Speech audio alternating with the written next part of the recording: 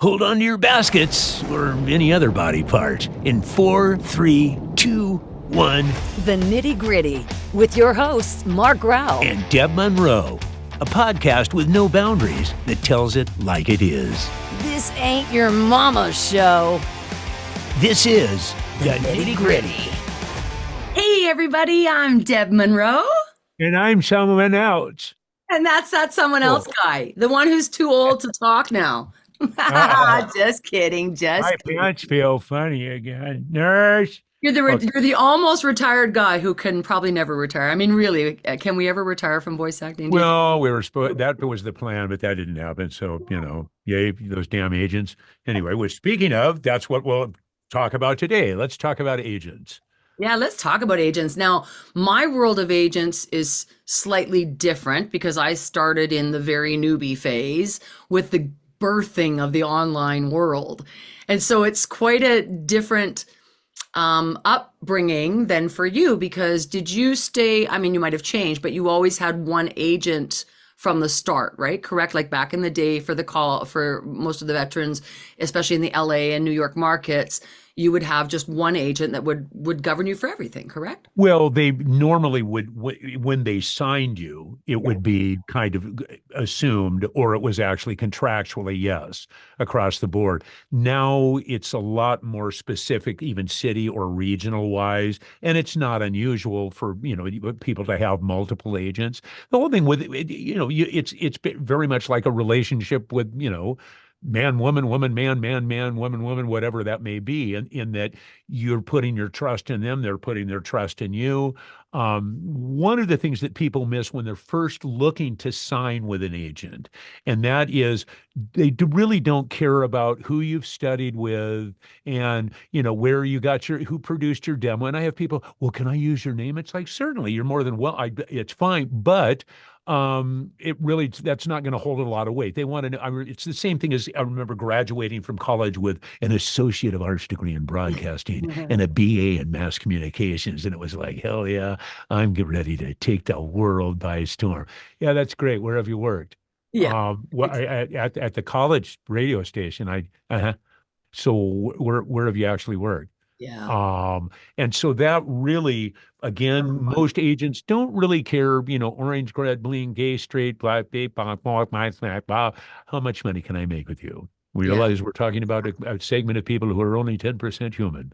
But I think it's really important for people to understand an agent's viewpoint too, because I'm sure in this day and age for the voice acting community, it's a lot different than like when I started. I probably could have got in at most agents that were representing in my area, at least, because of where I was in my experience level in the newer side of things, because the saturation wasn't as much. Now with the saturation as much as it is, there's so much talent. Most really good agents are full, but as much as they're full, they're always looking for that one. They're always they'll hip pocket a lot of people, meaning they'll not necessarily sign you, but they will feed you auditions to kind of see where you sit. That's especially true since COVID. Yeah. That really, really has exploded. It used to be, agents would have about 200 people on their roster. Now that sounds like a lot, but that's not kids, but it's usually from 18-25. So you've got young teen, male, female, you've got mid-range data, and then that includes, your Brits that you would bring in to do Jaguar, and that's about the only time that they would, but you'd have a handful. Yeah, exactly. So, that kind of thing, all the way up to, Betty White when she was still around, much, much, much older kind of stuff. And their job is to cover, we're looking for somebody who's Asian, but sounds like they could be Jewish, but might be, and it's like, oh yeah, Wang Solomon or something, whatever. I mean, need a bit of everyone on the roster to cover whatever that may be. And I think that's why they hip pocket. I think it's interesting in that, and here's kind of a gray area that no one talks about, and I will probably get in trouble for bringing that up. But anyway, what's new? I'm in trouble all the time. Well, let's talk about it. That's what we're here for. Well, it used to be that contractually, even agents had to be primarily, especially well, California's a great example. They had to be franchised to the SAG-AFTRA, Screen Actors That's Guild, right. American Federation of Television Radio Artists. They had to be sanctioned by them, and so they could only represent SAG actors.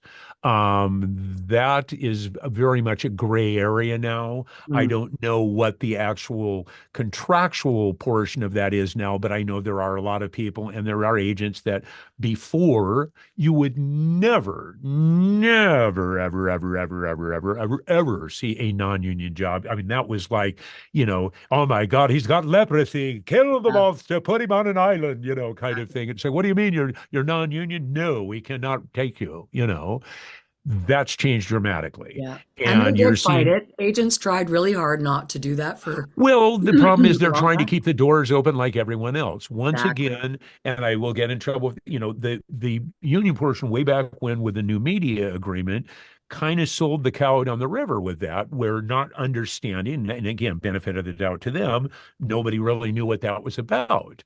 Yeah. But when you're talking, the powerful, my God, with between Netflix and Prime and all of the streaming services, that's where everything lays now. Network stuff is crumbling. It's like, terrestrial radio. Yeah. It's a tough puppy. It's just not It happening frustrates anymore. me, especially with the rates, because they'll say, they'll give you a rate in the non-union world, at least they'll give you a rate that's a local, as if it was a local spot, and it's on YouTube. And I'm like, okay, that's international. What are you talking about? Like, Oh, that's not that's I local. can even get worse than that. I will see spots come across for Kellogg's. I mean, a Yeah, large, big big company that, companies. that used to be, and again, don't get me wrong, there are still companies that Yeah. honor that and pay union, but there are an awful lot that go, why are we doing that when I could just, and the How much? problem is, this is back to what people don't understand about that is the fact when you take a low paying, shitty job, that's Mhm. a trickle down theory. And I know it's very hard, and I'm not Sure. trying to question what your financial situation is. If you need to make money on Fiverr, make money on Fiverr. That's what you have to do. But the problem is you're seeing national spots where you used to make I mean, obscene amounts of money. Yeah. And those days I've seen contract come through for national TV spot, $300. It's Yeah. like, are you insane?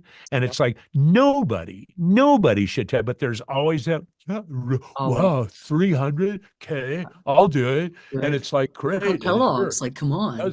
that's great. You just like fucked the whole community, dude. Mhm. I always Which, word it sorry, as, but you've got to you take those low budgets jobs in the beginning because you do need the experience to get an agent, sure. which is a big deal, which is what we started with this is agents won't touch you without experience. So how do you get that? So when you have sites like these Fivers and things like that, it is good for building up that experience. But if you guys could stay strong in the industry like we're trying to teach you to be, is not devalue it. So after a while that you pay that forward to the next beginner and you start refusing that work to teach the clients that that's not okay. You get Well, what you pay two, for, you have to understand too that if you're, okay, great. It's like a lottery scratch off. Wow. Okay. I won $50. Okay. Well, you got paid 50, and I understand that. It's like, Yeah, and of it very, course. sometimes this business can be like the lottery. Whoa, I booked, and everybody, you see the little thing that everybody has online. I booked it. Booked it. Wow, booked it. And that's great. That's awesome. Good for you. I think that's wonderful. The whole issue there is if you book a job and the guy's paying you, $100 a holler, $100, it's not like all of a sudden in 6 months, we were sitting here and well, I saw Jesus last night and I want to pay you $1,000 now. Yeah. It's not going to happen. You're going to be stuck at $100. And what happens is if you go, I just need to edge that up a little bit. Yeah, then boom, you're out. I've got another guy lined up I'll pay them $100.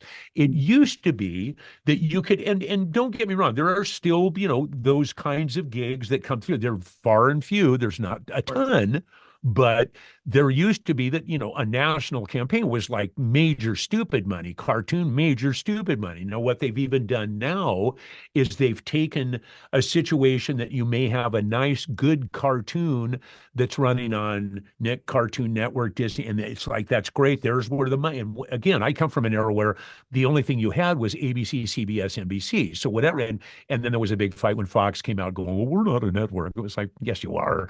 So that was a big back and forth thing. But where you would get, and I still get very, very nice, occasionally, sometimes they're tiny. I still have no idea how they've come up with residual checks. It's like, I know, isn't that crazy? I remember you had voiced the Yum Yum for Dairy Queen.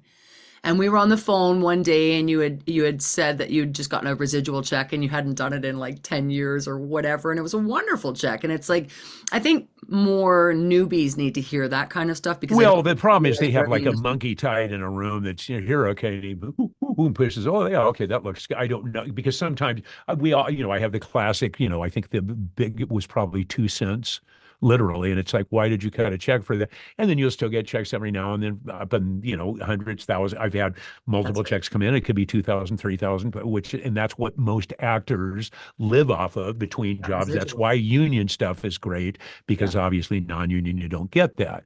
The other thing too, with an agent, back to that, is that an agent is your front line, and that's your negotiator. Yeah. And people will go, how much, wow, how much did I have no idea. They, it's like they're getting 10%. So if they're booking me for $500, well, that's not much. You're gonna wow, you'll get $50, $1,000, maybe you'll get 100. So they're gonna push like hell to get me $5,000. So they're making $1,000, or whatever it may be. So it's so that becomes your front line, and you have to realize too that giving an agent the benefit of the doubt, there's a lot of work that they do behind the scenes that nobody ever, they're the ones that are culling contacts. Now, that's changed a lot. There is a thing called, and again, I'm not sure how prevalent that still is, but it used to be voice make.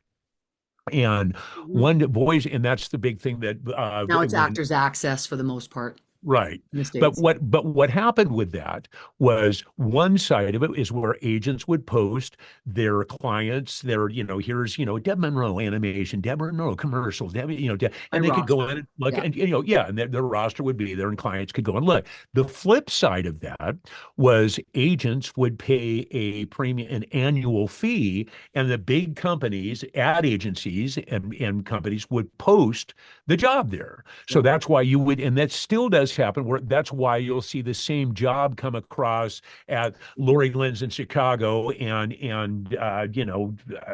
Lynn Heyman in Cincinnati and Atlas in LA, because they've all culled from the same spot. Which, another thing, while I'm on that, if you have multiple agents, don't submit to all of them this same job. I've had people go, yeah, because that way I figure I'm doubling my odds. It's like, no, what you're doing is screwing the pooch, buddy, because if you book it, there will be a complete shit fest over whose commission it is, and it's really a quick way to lose I always recommend to talent, because a lot of talent are getting this now, where we never used to get double submissions or triple submissions in that case.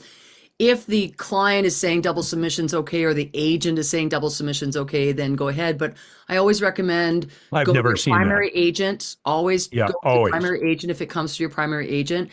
If that's not the situation, first come, first serve. No, I've never don't seen submit for all of them. Yeah, I've never seen any client go. I have, unfortunately. That's crazy. I've never. I know that just creates a shit fest. I mean, and they're not being respectful to the agent. That really screws. Sure. Let's go back and talk about the changes. So for those of you that are newer in the industry, you understand where this has changed, especially for the agents. It's a really disheartening situation for them as well. Like, at one point, they would have their roster. Their roster would be local specifically, other than the odd thing that would be a bigger thing that would go to other bigger cities.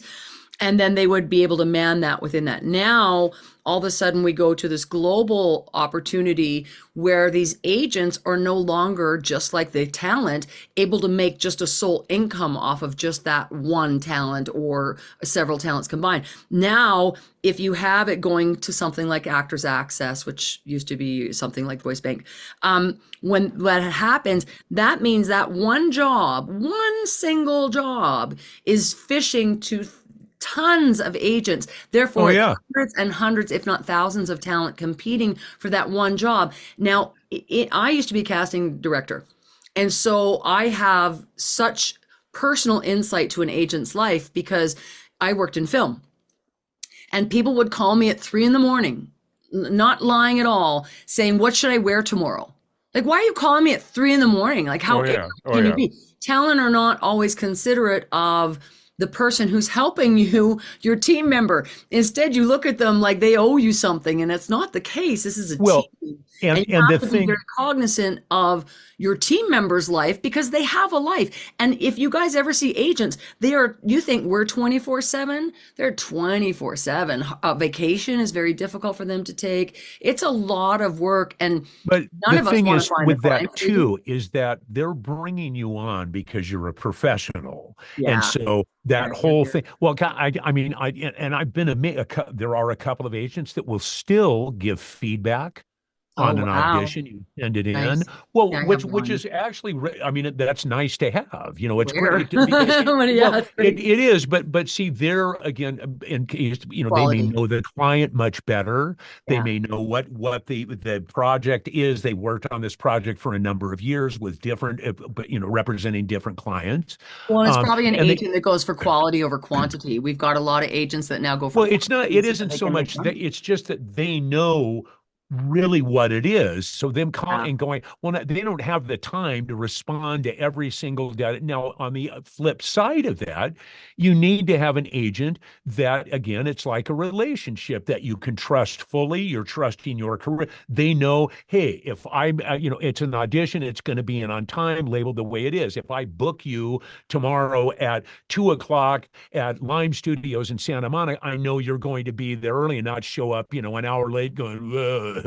Like, now I've run into situations where there was some, horrendous accident or something. I call the client or the studio. Sorry. No. What I do is actually the agent and call them and go, hey guys, just wanted to give you an update. Blah, blah, blah. This is what's happening. Also, out of courtesy, even now, when I do a job, I will go, this is what it is. This is how long it took. Great. They were very, very happy. I know they'd booked too, but we finished in an hour. Happy clients, this, da. And that way they know that if the client goes back, because there are clients that, wow, we had an issue. And it was like, no, you didn't. And actually, Mark, that's also a really great tip for talent, because one thing I was very naive to, which I kind of just smack myself in the head every time I think this way, because it's not my normal brain pattern to not have thought this through. But I never thought, dumb as this is, of staying in touch with my agent. Like, it was just like, okay, you're my agent. You're just going to give me stuff. I don't need to stay in touch with you. What do I need to? And I didn't care whether they were a mom or a family member or about their lives or anything. And I didn't realize that I wasn't staying in touch so that I could also be top of mind. I might be on a roster on a computer screen, but I still need to be someone that they trust in, that they feel confident about, so that they'll put you forward. And what I see a lot of right now is a lot of casting directors, at least out here, are saying, please send us only your top 4. So if you're not all the time, top 4 or top 5 on your agency roster, you might not be submitted for a lot of stuff. So that takes relationship and creating relationship, as well as it does booking and getting experience. And I think that what you had just said, if you contact your agent after every booking and say, here's how it went, blah, blah, blah, blah, blah, that gives you, again, another reason to be in touch with your agent. Well, the other thing also is, don't waste the agent's time and be specific. It's like, I'll give you a great example. I have this guy we were coaching and stuff. The copy specifically said, must identify as Asian American. Asian American. I was like, okay. He lives in Sherman Oaks. can I tell you anything else about it? You probably don't need to know, but it wasn't Asian.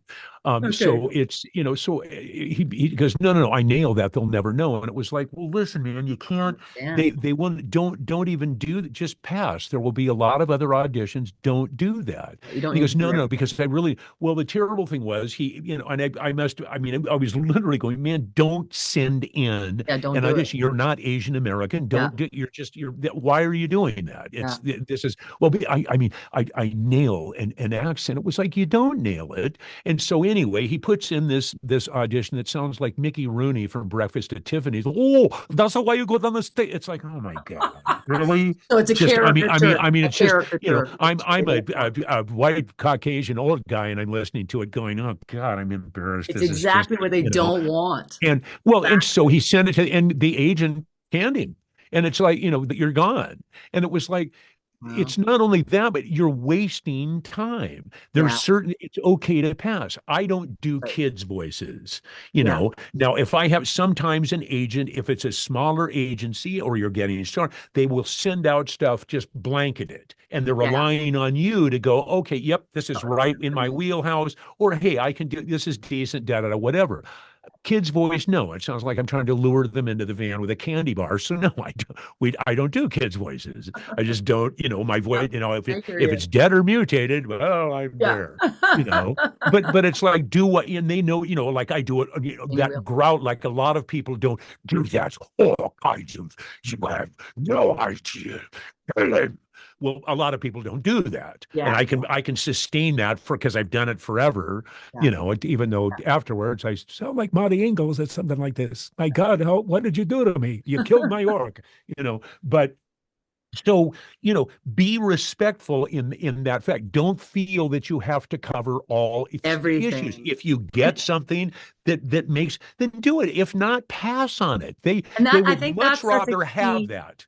I can relate to being that actor who just wanted to do everything. There Of wasn't course, anything we I wanted all to did turn down. initially. Of And course. listen, I am a jack of all trades. I've voiced accomplished in every aspect of voice acting, and I feel very blessed for that. But at the same time, I recognize once I hit my 40s, maybe even, that even though I can sound 20 something and I can still pull it off well, when I listen to myself against an authentic 20 Did something, everyone hear that? She's in her 40s. Let's do the math. Oh, she's in her 50s now. No, now since the band and stuff, now it's like, forget it. There ain't no way I can do that anymore. I mean, I can still go into that and mimic, but that goes back to its characterization versus an organicness. And today's industry wants more organic. And the agents are relying on you because they can't babysit us. I want to talk about jurisdiction because my one agent here in Toronto gets upset with me often, but she just forgets that I set up a conversation with her from the beginning of what I wanted for my business. And one thing I want everybody to understand is that it is an equal relationship, but we do pay them. They don't pay us. Now, that does not mean that they owe us anything at all. What it means is understand the footing and don't be afraid to speak to your agent. Don't be afraid to stand up for yourself. Don't be afraid to talk to yourself within reason, because all they can just easily just remove you. It's as simple as that. They but hold that let me, power. down that same thing. Yeah. There's a great story. Dave Madden from the Partridge Family was a dear Yeah. friend that played Reuben Kincaid. And Dave, I had gotten him a gig at the studio. It was like a Flintstone something, right? And Dave was going to do that. Meanwhile, Fred was outside because Dave just had that kind of Yeah. thing where he'd do Yeah, that, he's such a character so, voice. Yeah. even years ago when I got married, Dave was my best man. Oh, And that's so awesome. we got married on a pirate ship, and everyone, Oh it my was God, that's awesome. Jonathan Winters and Gary, everybody came. It Wow. was nuts. It was Oh, that's beautiful, Mark. full pirate copy. Anyway. So what happened was I went, look, man, I can get you basically they're little interstitial things. I believe there are 4 of them. I can get you like $3,000. And he went, oh, great. I go, honestly, Dave, you'll be in and out in an hour. He goes, oh, that's awesome, man. Thanks, that's great. Yeah. Well, at that point, his agent was Herb Tannen, who was a big agent in LA over on Sunset Boulevard. So he calls Herb. Now Herb calls up and goes, okay, that's great. It's not 3,000, he wants $5,000 each. So he wanted 20 grand. From 3. And I Oh called Dave and I no. went, look, I realize, yes, it's an agent, but dude, he's going to screw you right out of this. I Yeah, mean, you won't get it. the client is not going to do it. Now, same kind of thing. I have made the mistake in my, as I've been around a long time, where somebody called me direct, like, that I've Yeah. worked with, Cartoon Network. And they said, oh, we want to, can you do the parody, hey, sure, it's on, Cartoon Network this Friday at 3 o'clock, kind of. Well, I didn't put it through the agent, and boy, did we hit the shit over that one. Exactly. And very nothing. There was a little said, not terribly, but very ostracized and kind of was very much made to Rich baby realize. snack. And again, the terrible thing is that I have that stubborn streak as well. Yeah. And it's like, well, I understand it, but you had nothing to do with putting this together. Contractually, you did True. nothing. You Yeah. didn't This do is a job we paperwork. brought You to didn't you. do Yeah. anything. You didn't earn it. Now I have brought other jobs, sure, absolutely. But sometimes it can be like if you're doing stuff, great, but there are clients that are scared to death Yeah. of that. And, I even have now, quite honestly, I don't make a ham, but there are some rather large video game clients that sometimes will just come, hey, Mark, is there anything you just slip in tomorrow and do da da da da da? And rather than going through this to a circuitous run, and sometimes, again, it's timely. They get very busy. Data stuff gets put on the back burner, Yeah. data, et cetera. And there are ups and downs to all of that. It's just that's one of those things you want to tread really carefully. Agents really protect their clients. They are all about the clients, and as they should be, because that's who's paying the bills, and we're Sure. also part of their clientele.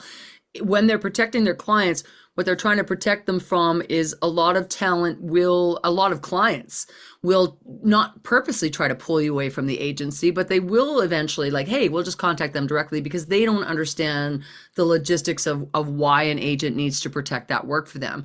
A lot of this happened with the pay to play as well. A lot of companies were being listed on, their names were on there, and then people were pulling them off the site. And, in my opinion, personally, I don't think that's fair, because that's the person who did the work, which goes back to your story. No, If you do the agent-wise, work, it's not if to get the the project. agent got you and I don't, if they got me Such the a different. gig, 20 years ago, hey, Yeah, it's theirs. it's theirs There's no forever, and doubt. people They need to set up that respect that. contact. There's no, but if it's has Something nothing you to do got. with that at all, yeah, I then it's know. like, well, then that's a little bit different kind of a It's thing. true. And then on the flip side of that as well, for those of you that are wanting to get an agent, that most good agents, like I say, are full. First and foremost, please don't go after A-list agents when you're a beginner. That is just such a waste of your time. You need to earn your way up to that. It's not even whether you're talented enough to be there. It's they need that experience level, and you are now going against the best of the best. So you have to be ready for that. They want to know, once again, how much money are we going to make with From you? you. Yeah. If you come in as a working actor or actress and you've got a couple of things under and you can embellish, and I tell people this all the time, don't ever lie.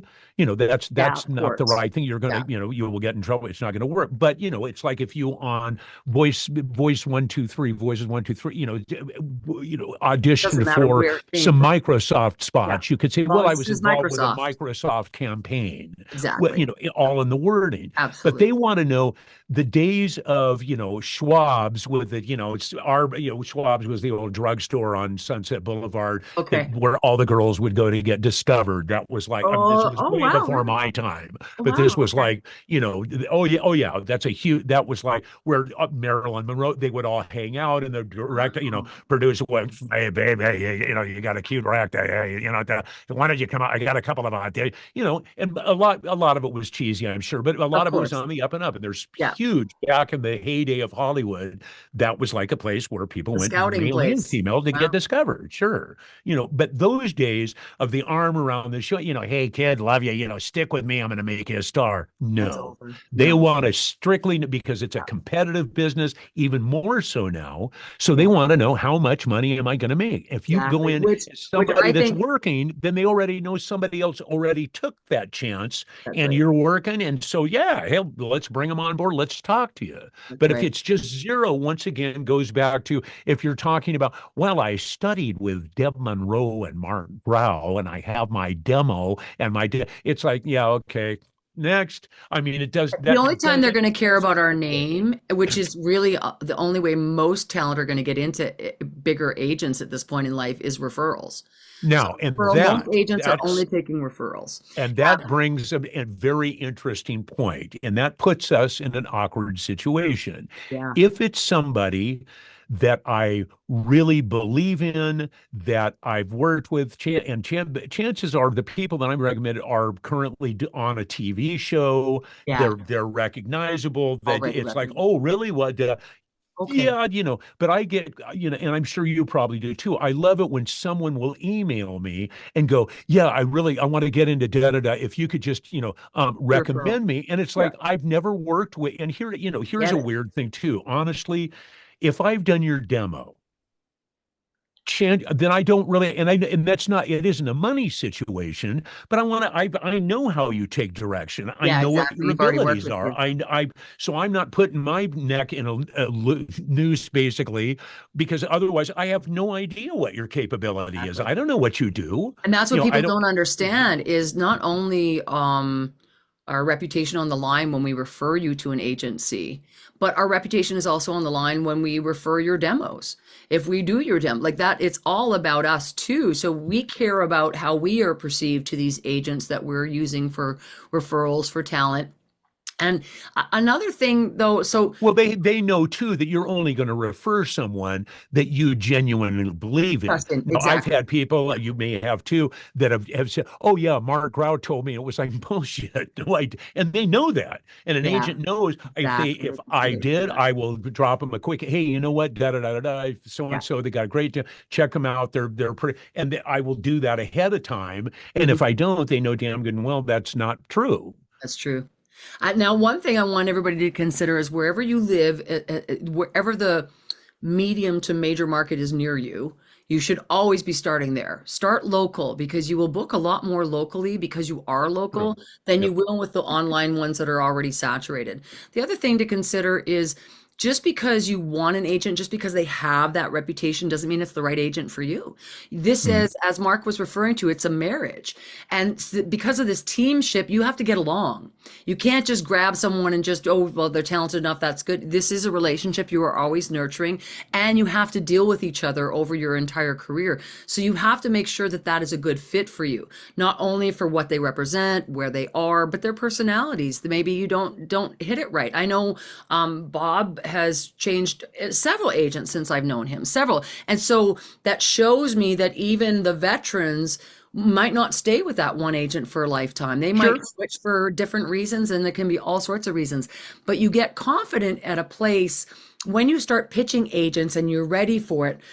The one thing I could recommend, it is not the be all to get an agent in this day and time, unfortunately, because that's not what's going to make your career. That is going to help you get better auditions, much more respectful auditions, much bigger projects, and that's where it's all at. But that might not be your journey to start. You might have to work your way into that. When you do, if you don't have referrals, just some suggestions I have. Research them first, but acting agent workshops, things like that can be helpful. You can read in front of them and then you can be scouted. That can happen. But remember, it's a saturated moment for them. They're hearing tons of talent. They all want a piece of them. And so you've got to also be respectful as to when to pitch it to an agent and when not to. The other thing I've learned too the hard way was don't write a generic cover letter that goes to every agent.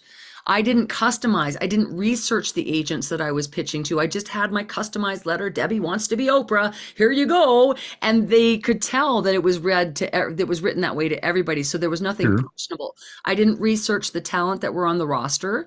Listen to what's already on there. Your voice might be already covered and they might not want any more like you unless you have that unique quality. And I also think that Very if you true. have the opportunity and you can't get a bigger agent, you're working at it, but yet you are ingenuitive enough to book jobs. If you are ingenuitive enough to book jobs, at least $500 plus, take that to an agent. That's where you get into an agency because now you're showing them exactly what Mark was talking about. is that I can make you money. And that is always my meeting with an agent. Listen, I can make you money. I make this much. Do you want a piece of that? And that's the powerhouse, but you have to believe in that in order to sell And that. that's very, very true. And what you were talking about, that brings up a really great point with the cover letter. And, because this is your introduction, Yeah. that and your demo. People have a tendency, I don't know what it is, we're all gregarious and smiling and out there in personality. And it's like all of a sudden, no, you're filling out this Yeah. financial and everyone's Hi, staying here I inside am. and it's just, yeah. And it's like, they don't give a rat's crap that you graduated, with a degree in drama. They don't care that you can say, I have a broadcast quality home studio. You don't need to list equipment because most agents have no idea what the hell, they don't know what a U87 is. They don't know what that's not what they do. So that means nothing to them. Keep it very short and sweet, just like a couple of not even paragraph. It's like maybe 4 sentences. I've attached this. And I the always other say thing, personalize it to the agent too. Like do research that. personalize it. Like I Absolutely. don't mean But just personalize it. I mean make the first sentence be about them, not you. Everybody's well, always that I, but really the agent is your client at that point. It's about them, right? Well, you're basically marketing. What you're doing is hustling into exactly. You're trying to sell them on you. You are the commodity. A good agent will use you as a commodity. Upsell you, get on the phone. Hey, Dad, would be great. Also, when you do that, send them virtually all agents, the bread and butter day to day is commercials. So start with that. Always, yeah. Don't go, here's that, blah, blah, blah, and here it's dripping off send them just your commercial demo. Follow up in 4, 5, 6 weeks and go, oh, by the way, I wanted to make sure you had my animation demo. Yeah. And another day, oh, I wanted to make sure you had my video game demo. I know I sent that. Then time. Here's my website also. In fact, and within those, in fact, I just booked been working on this.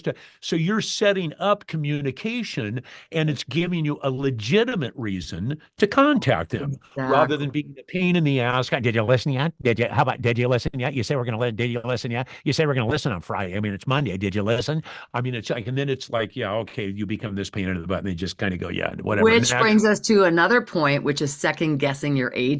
That's such a big pet peeve. Yep. And Yep. we are so known for it, you guys. We're so known for, why didn't you send me for this? Why didn't I get this? Why didn't I get this? How come I? And so that just is a peeve for them because they don't want to be second guessed on what they do. That doesn't mean you can't inquire about things, of course, but that also shows you're insecure. Why didn't I get this? Why didn't I get this? It's, the whole thing, don't even bring that, let that go. That's not part, they didn't, that has nothing to do with them. That falls on you and your shoulders. That rests on you. Well, I mean, if they didn't send you the audition. So a lot of people will get upset. So-and-so got this audition, but I didn't. Well, there could be very good reason for it that you don't need to second guess. Yeah, but if you start that, then immediately it becomes a very, very adversarial relationship. Yeah, exactly. And that's not what you want. You don't want to be because questioned. Then it's why would I put, it's quite honestly, it's the same thing I've had, you probably have too, with clients that go, well, I'm thinking, about coaching. Yeah.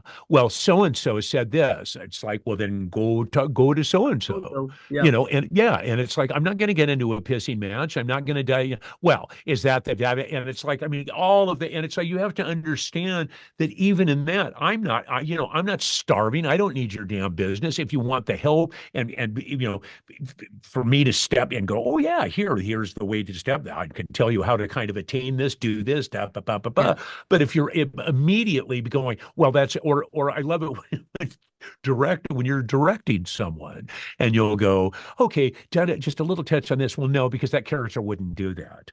And it's like, okay, well, this is going to go. I'm sorry. One. That has nothing to do with it. I don't give a shit whether you're in. It doesn't matter. It's like the reason the person's telling you that's what they want is the client. They have talked to the client. Just do it. Yeah.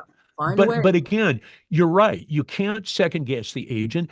Be timely. If they're saying this needs to be in at 11 o'clock, that doesn't mean 11:05. Yeah, it doesn't. That too. If they're saying, do one take, don't do multiple takes. If they want 2 takes, do 2 takes. Yeah. So because they're aware of but be, respectful of their time and what they're asking for. And remember, agents are full, so they're always looking to reduce their roster.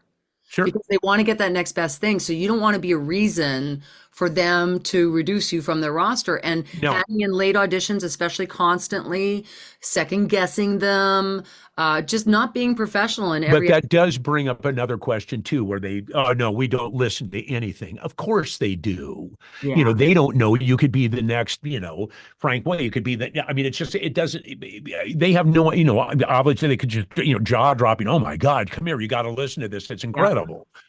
So usually a lot of the time on a Friday afternoon, everybody will get together, a glass of wine, beer, whatever, and sit and kind of go over.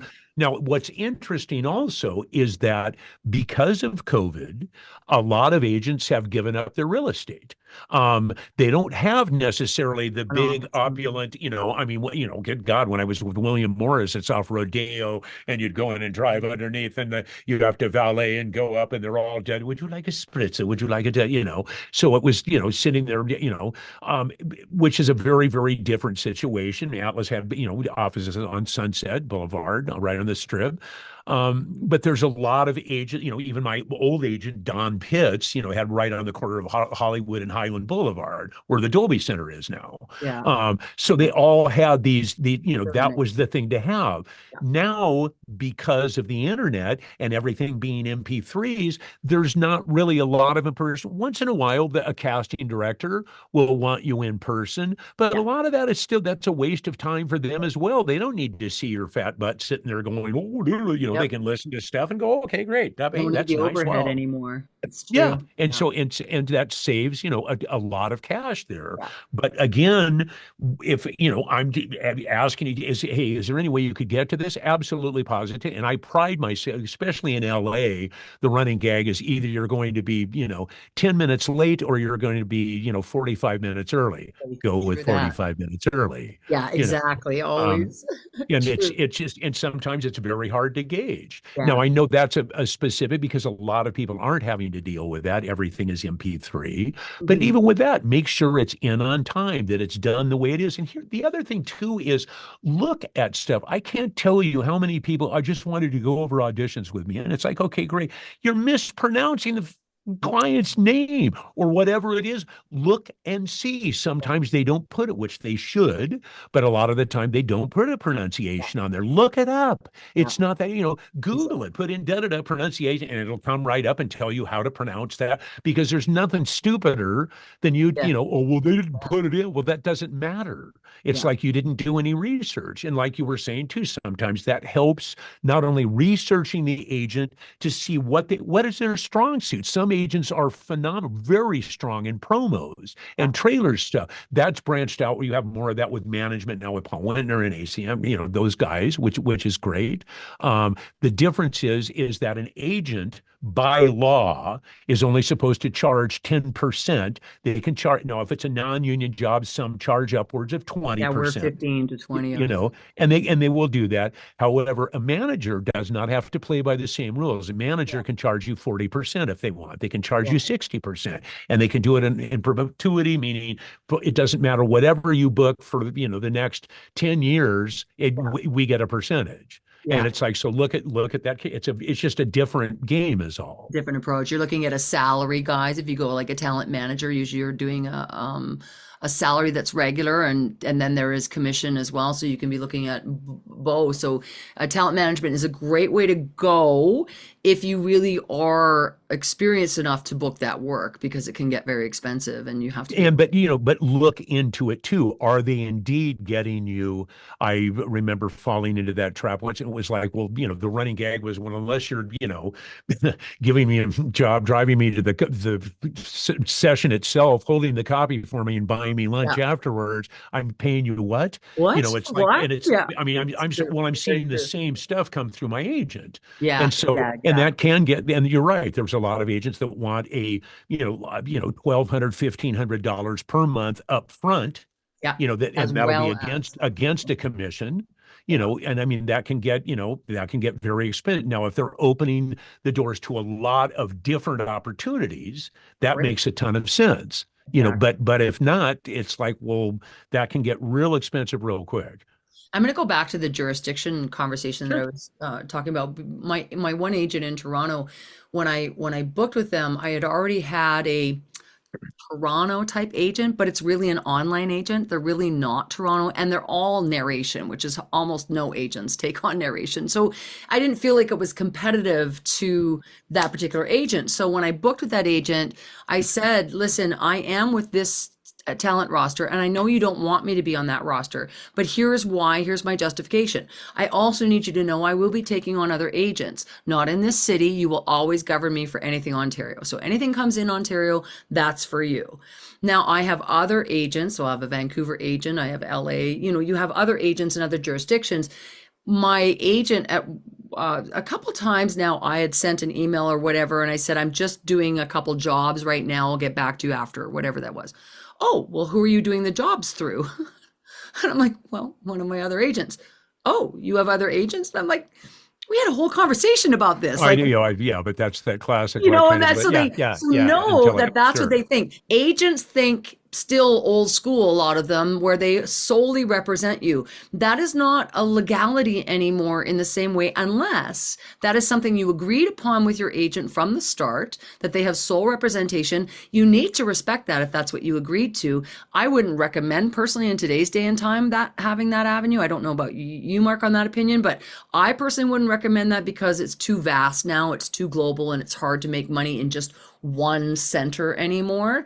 But I think that it's important that you have clear conversations with your agents.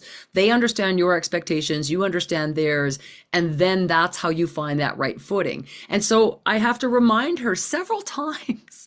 And it's like I feel guilty every time, but it's like, no, this was our agreement from the start. So it is up to me to keep that communication going with my agent. It's also up to me to do it in a professional way, that I'm not overstepping and not, because now my agent doesn't love that. And I'm aware of that. And it's a good agent. I book with her all the time. I'm always shortlisted, always booking. So it's not an agent I want to remove from my database. So I need to keep good rapport with them, because I need to be in that top 5 percentile. I have to be. I need to be in there so that I feel that this is the right agent for me and that's the right roster. I also believe in being a big fish in a smaller pond. It's hard to be a big fish in a pond full of really big fish. So that can be also harder. So some of those boutique agencies might get you some of those same opportunities, but not be as saturated where you might not get it on that 5 percentile stuff. But there's a lot too with regional agents that you're made, get the Ohio State Lottery, which you're never going Tons. to see Yeah. that come across anywhere else. Almost all You of the know, stuff is real local, regional to me. sure, There's the odd national, Canada national, but I don't get any of the US nationals that I get with my other agents. sure. This And is that's, and that, so spreading that out is fine. It just, once again, too, like you were saying, if you're starting out, don't set everybody immediately goes, Atlas and Sutton Barthenari and Cunningham Escatapay and I mean, just all of the big shops yeah, in LA or that are bi-coastal, so LA, New naive. York. And it's like, Buckwald, all those guys. And it's like, that's great. But, like you said, you're competing at a level that these guys have clients that are making a ton of money. That's what's keeping their doors open. Yeah, And so and it, those sometimes, clients use them over and over again, so there's not as much new opportunity as well, because they like reliable talent. and that's the other portion too. Once again, you want to build that reputation that they know they can absolutely rely on you. You'll knock it out of the park. There's no problem. That again is why, giving them a little lead, like after a session. Hey, da went great. This, or save this. I had a little problem with Source Connect was wanky or whatever, so I did this instead to cover. Just so they're aware of what's happening, Yeah, because they're not. They don't know what's going on in this session. They book this session. That's all they hear about it. right. And it's interesting too, when you do an audition for let it go. Don't do that, well, now I mean, I did this on Friday and I still haven't heard anything. And you can almost hear their eyes rolling going, God, welcome to the real world. Yeah, I it's mean, true. you audition, do it well, and let it go. That's all you can do. That you're a I think I professional completely auditioner. sorry. I think I completely forgot about feeling that way in the beginning until a talent did it to me, and I'm like, oh no, just throw that away. That's done. That's a long time ago. You don't have Oh, to sit oh there and yeah, live on oh that yeah. audition. Well, I love you. Remember that audition that it was like, no, I can't even remember, even when I book stuff, it's like, and they'll go, yeah, you booked the role of it. It's like, Yeah. okay. And I'm like looking through, and the terrible thing is, like in the fine, it's named something different. It's like, well, Yeah, then I just exactly. wait and tell you, Jim. Oh, okay. And they do a, play back the audio for reference, and it's like, ah, okay, great, got it, no problem. But Another advice I would love to give is about maintaining relationships with your agent. We were talking a little earlier about keeping in touch, and again, I love the follow up after the job is done. Um, Another thing that I found as a casting director is no one gave a shit about me. They just wanted something from me. And I feel agents go through that same life. And sure. that's a really miserable life where everybody just wants something from you. So as an agent, you wouldn't know who to trust because everybody's always kissing your ass. I, number one, don't recommend kissing anyone's ass because the only ass you should be kissing is your own, and make it confident and don't feel that they need you as much as you need them. So keep an equal footing versus a hierarchy, keep an equal footing that you have something that they need. And that's the way they want to hear from you, is that you have Do, something but that they don't let it beat you down either, because I know there are. I need to hear. actually know a couple of a couple of friends that are very talented, that have been in the business for a long time, that do, a lot of regional promo stuff, that kind, have that kind of voice, that kind of announcer kind of thing. Yeah. And they go, yeah, I ran into, so I won't name names, but so and so at da, da, da, and basically I said, hey, I just wanted to tell you. He goes, why the fuck would I need another fucking announcer? I mean, I don't. Why would I need that? That's just ridiculous. No, absolutely. And the guy's kind of like, shrinks away and goes, God, man, I thought I was gonna, knock this out of the park. And Yeah. well, But he and doesn't understand the audience in a sense, right? They but don't, none of them want well, the whole thing with that is that there are, Asians, they get very, because people do approach them constantly. So they kind that. of get this very, Greek God complex, where it's like, True. well, I am the voice, and it's like of this entire agency. And, and I understand that, Yeah, for sure. Well, people but are kissing just, their ass. but Just like that's how it. Just, actors react because you everybody's know, kissing their ass all day. They don't have to lift up their own lunch kit. Like, God forbid they touch their lunch That's, kit. yep, there you go. And that's, so, but don't fall into that trap. Let your work speak for you, and Exactly. and Exactly. don't grovel. Don't, oh God, please, please, please. There's nothing worse than desperation, And you it's know. so transparent. And I think that's what people don't realize is that because we do what we do in regularly, so an agent, they're regularly being pitched, they can read through you in 2 seconds. So they Here's will the know other when thing you're missing too their with that is doing your own demo. Now I realize, yes, I produce demos, you produce it, and it's You not do okay, it. fine. That's not a push for that, but it's like that's what's going to represent you to all of these agents, and it will represent, if it doesn't matter, in 2 years. Oh What you yeah, feel. remember that thing? That's the guy that sent. I had a woman that sent me her demo once, and I actually, it's bad that I usually use it in classes and go, this is what you It's one of those. Yeah, oh got it. yeah, and she kept calling, and turned from, being kind to being a big pain. I mean, literally 8, 10 times. Well, have you played it for anyone? I mean, you said we're going to play it. Oh, Just have geez. you played? And this was a hello. I'm going to. No, you're not. You are. Yes, I am. Oh, well, you can't do that. Oh my And it was God. this whole. I mean, it was like, oh my God, this is so bad. Um, and so finally it turned into, well, yes, I've played it to a number of people, not really in I the really context that you have. wanted. Like it's more like, come here, you got to listen to this.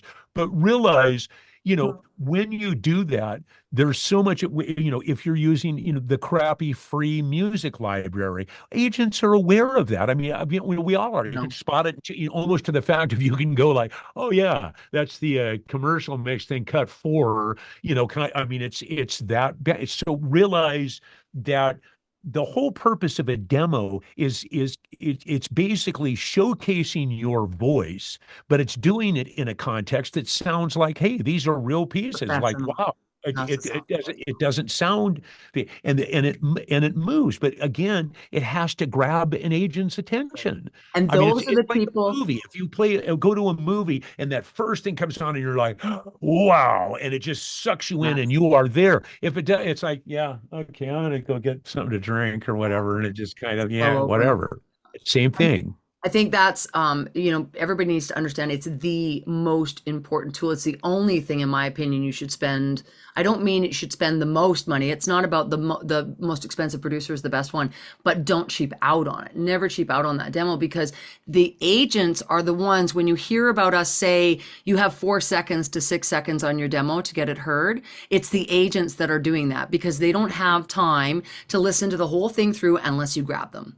If you Yep. grab them and they can't help it, that's a great demo, and that's how a great demo should be. And that's when they're going to be more intrigued. But even more so, myself, my voice is a dime a dozen. There's nothing abnormal about my voice. There's nothing unique about my voice. So when I go to an agency roster, I will see several voices like me on that roster. How am I going to stand out? You have to figure out where you stand out, why you could stand out on that roster, how you could make them money.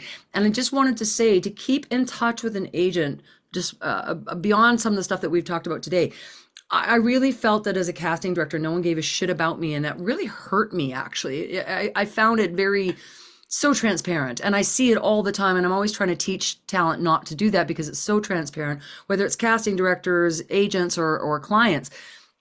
If you could start caring about them instead of yourself and ask them questions about them, that is going to get you a lot further than I've done this and I've done this and I've done this. Yes, they need to know what you've done. Yes, they need to know they can make money off of you, but you need to be someone that cares about them too, because they Well, are an and important again, part like of you were your saying with a cover letter, I always say, suggest, hey, I've heard great things about your shop. I know you represent some awesome people. Just a little background. I've done this, and I'm currently involved with this. Would love to talk to you about making some money together. I attached my commercial demo. Really looking forward to hearing from yeah. you. That's it. You don't need this huge drawn out. Well, when I was in the third grade, I starred in Annie. I have this passion. They Um, always you said I know, should do this. yeah, exactly. Yeah, and it's like that. All of that's just like whack, whack. It doesn't really. It makes no difference. Once again, understand that with all of this, the quality of your demo, the cover letter, all of that, you are now selling yourself. Yeah. So unless you're selling a commodity that's really great, they're going to slam the door, get the hell out of it. I don't need a vacuum cleaner, and shut the door. I mean, it's like, so what can you do that's going to be neat, that's unique, that's unusual, that grabs my attention, that makes me go, oh, wow, this is interesting. Wow, Yeah. wow, this is cool. You And know? also, how bad do you want it within reason? So let's go back to the girl who was so persistent about you listening to their demo. I do feel that there is society today is lazy, and they are Yeah. very lazy in their marketing. Myself, I'm not lazy in my marketing, and I'm not afraid to go knock on people's door or pick up a damn phone. People are texting people to ask people if they can phone. It's the most retarded thing I've ever seen in my life. And so it's like, you guys you don't be afraid if you know, like you genuinely need to know, though. You need to genuinely feel it inside. I am a fit for this roster. This is the agent for me. This is what I want. Maybe you're local. Never be afraid to be persistent within reason. Again, being professional, but just because you handed it in once doesn't mean that's enough. I loved what you said, Mark. You give them first a little taste of this demo, and then maybe you have more, but instead of bombarding them with everything all at once, just a little trickle, because that gives him a reason to be in touch without it sounding kiss-assy or begging or anything else, because the begging part also shines through. We can tell when you're desperate, and desperate actors don't work as much as confident ones do. And the other thing too is keep track of what you are doing. I Yes. can't tell you how Spreadsheet. many people have done a deal and they go, well, who did you send it to? A bunch of people in the VO guide. Do you know who? Well, No. it was pretty much. I started like because you said not to start now, so they're like Midwest. It's like, well, who? Well, I could look at the list. It was like, no, man. The No. whole thing with this is again, keep a list. If you send something, and they said, screw you, don't contact me. We're in the middle of construction. I don't have the time for this. Great. Circle back I'll wait a around few in months. 6 weeks, send them another demo and go, hey, I know that was bad timing. You were in the middle of construction. Hopefully that went well. I just, Dad and I was, I realized, yeah, but in that way, it now what you've done is you've personalized it and made it, oh, you are listening, you are understanding what's going on, and you're Absolutely. keeping track of whatever their reaction was. Nothing, didn't hear anything. They said, "Hey, that's great. Yeah, well, oh, I like the demo. We think about putting you on our roster of people to then circle back around Yeah. again 6 weeks, a couple of months, and go, hey, I know you had mentioned sticking you on the roster. I just wanted to make sure, do you need something else from me? And make it very self-evident. Like, what can I do for you? What can I do How to can I help help you you? make some Yeah. money? Yeah. Yeah. And And that's exactly what I was actually just going to say. So thank you for saying that, because I think a lot of people don't keep track, and they don't care about Secretary Sally, for example. So maybe you didn't get through to the agent, you only got through to Secretary Sally. Well, Secretary Sally is really important here.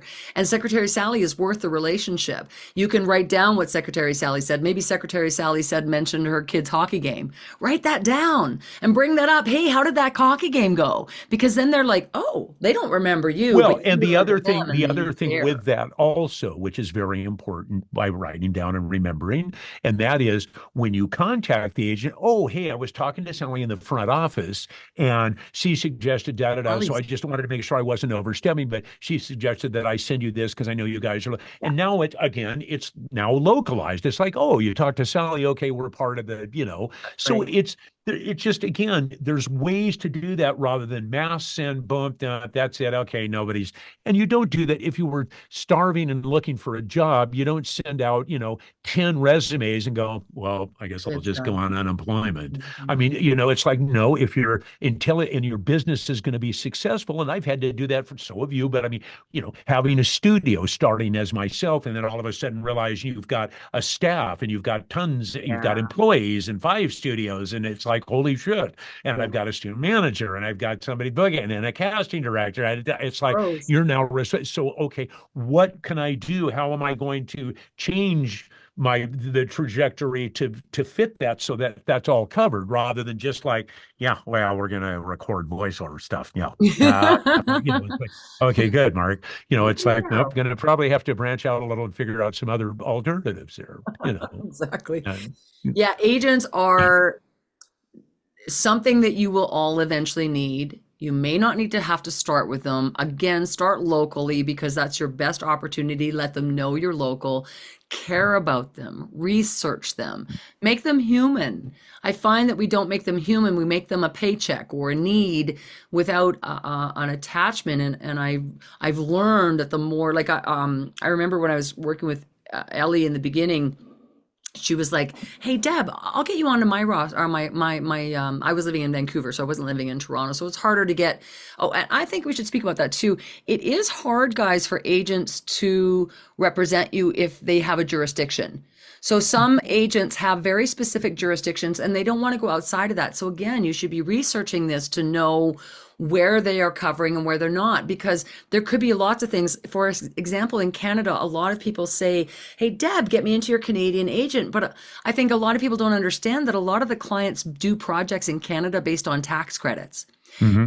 And in order for us to keep work in Canada so that we're working, that we have to use Canadian talent so that we can keep the ball going. And so there's And a lot of that kind of stuff going on. if you are in a smaller market, if you're in the Midwest, whatever smaller, and you're wanting to break in, one of the prerequisites that you are going to have at some point is Source Connect. Yes. Not a push for that. Not they don't pay me money. They don't. Nope, But you gotta an have it. agent will ask you because that's connectivity. So at that point, it's like, oh, they can do it. So it doesn't matter. Oh yeah, we played this to the client. They love it, but you're in, Moose Dick, Iowa, and it's like, well, you're not even, the closest studio is 210 miles away. They're not going to pay for you to go there, and they're not going to pay for a studio. So you don't want to create any barriers. Again, the people that go, I don't need you don't need an agent. You can make millions in this business and data. Realize that agent is your front line. They're going to handle contracts. They know all of that. They know what the terminology is. They know it. Oh, they want to pay you in all perpetuity. That's not a good thing.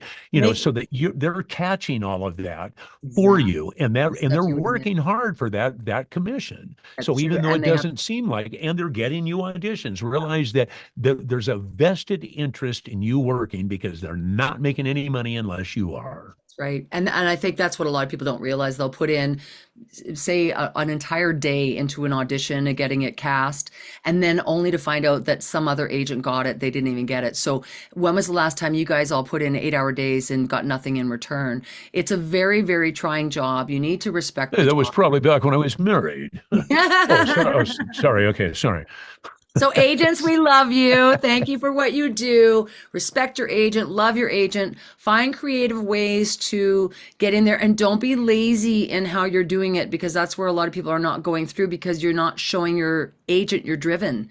You've got to be driven and help them to help you. It's an equal thing. So just make sure that you're respecting that, and just understand the timing of things. You might not need it yet. You might grow into that, but it is something that is a great thing. And once you guys are established in your career and can get more A-lister agents, the auditions are fantastic, the jobs are fantastic, and they do help pay our bills.